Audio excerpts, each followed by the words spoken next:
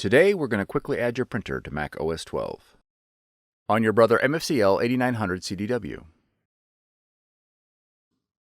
In the top left corner, click the Apple icon.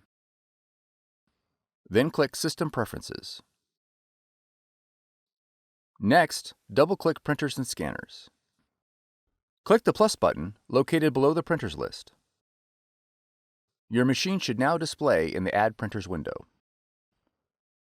Select your Brother machine from the list.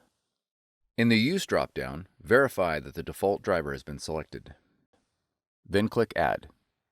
If your machine is not found, it is most likely due to an error in device discovery protocols.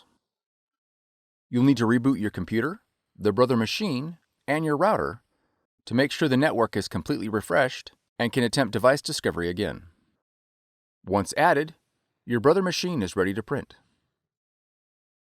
For more tutorials, FAQs, and videos, visit us at www.brother-usa.com.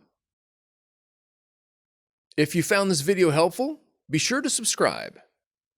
Thank you for choosing Brother.